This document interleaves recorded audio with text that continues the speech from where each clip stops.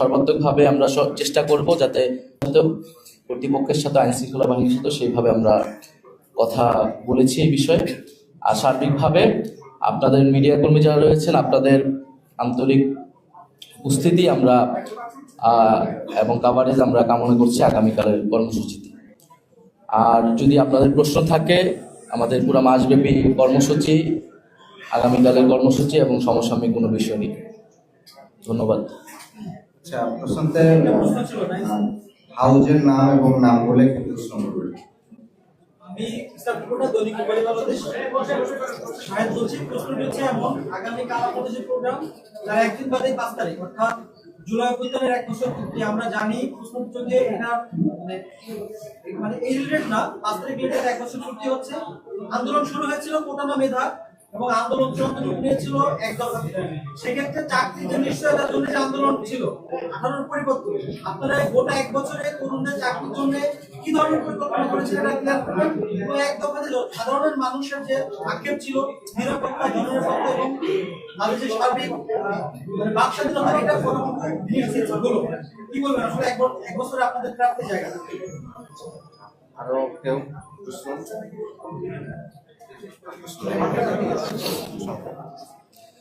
আমরা আমাদের গোটা জুলাই পদযাত্রায় আমাদের বক্তব্যে বলেছি বিভিন্ন জায়গায় যে জুলাই গণ অভ্যুত্থানের যে আকাঙ্ক্ষা ছিল সেই আকাঙ্ক্ষার পূর্ণতা আমরা পাইনি এই 1 বছরে।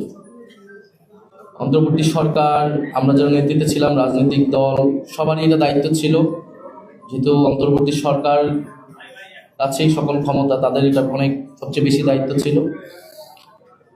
এবং জুলাই সনদের মাধ্যমে হয়তো এটার আংশিক প্রাপ্তি আমরা পাবো, যে দেশের একটা গণতান্ত্রিক সংস্কার হচ্ছে, কিন্তু অর্থনৈতিক সংস্কারের বিষয়টি, কর্মসংস্থানের বিষয়টি এবং মানুষের যেই দীর্ঘমেয়াদী যেই তার ভাগ্যের পরিবর্তন, জীবনমানের পরিবর্তন, সেই বিষয়গুলি গত 1 বছরে এত অল্প সময়ের মধ্যে করা সম্ভব হয়নি। কিন্তু তার যে আকাঙ্ক্ষা, যে সম্ভাবনা এবং সেইটার কর্মসূচি, সেটাকে আমরা এগিয়ে নিয়ে যাওয়ার জন্যই জাতীয় নাগরিক পার্টি প্রতিষ্ঠা হয়েছে, যাতে গণ অভ্যুত্থান কেবল ক্ষমতা পরিবর্তনের, রেজিম চেঞ্জের আন্দোলনে পরিণত না হয়, বরং মানুষের যে আকাঙ্ক্ষা, সেই আকাঙ্ক্ষা নিয়ে দীর্ঘমেয়াদী আমরা কাজ করতে পারি।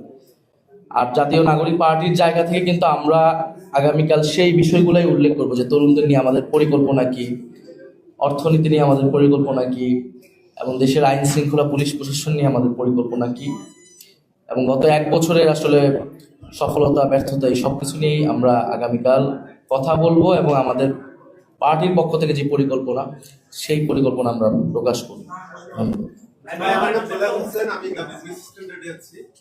জুলাই ঘোষণাপত্রে সরকার বলছে যে চূড়ান্ত করা হয়েছে, রাজনৈতিক দলগুলোর কাছে পাঠানো হয়েছে, কিন্তু আমরা এখন পর্যন্ত জানি না সেটা আসলে সংবিধানের প্রস্তাবনায় যুক্ত হবে না মূলনীতিতে না তফসিলে, এবং রাজনৈতিক দলগুলো আসলে কি অবস্থায় সমঝোতা করেছে সে ব্যাপারটিও এখন প্রকাশিত হয়নি।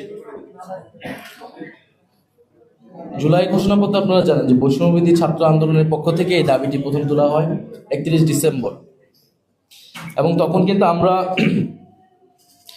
বৈষম্যবিরোধী ছাত্র আন্দোলন জাতীয় নাগরিক পার্টির পক্ষ থেকে, কমিটির পক্ষ থেকে আমরা যেই ঘোষণাপত্রটি আকাঙ্ক্ষা করি তার একটা খসড়া আমরা সরকারের কাছে দিয়েছি। সরকার যখন বলেছে সরকার দায়িত্ব নিয়ে এটি ঘোষণা করবে, এবং আনুষ্ঠানিক মিটিংও হয়েছে, কয়েকটি প্রধান উপদেষ্টার উপস্থিতিতে হয়েছে, এবং বিভিন্ন রাজনৈতিক দল তাদের খসড়াটা সেখানে দিয়েছে, আমরা আমাদেরটা দিয়েছি, এবং সরকার এখন সবগুলো সম্মিলন করে একটা হয়তো খসড়া, একটা ঘোষণাপত্র চূড়ান্ত করবে।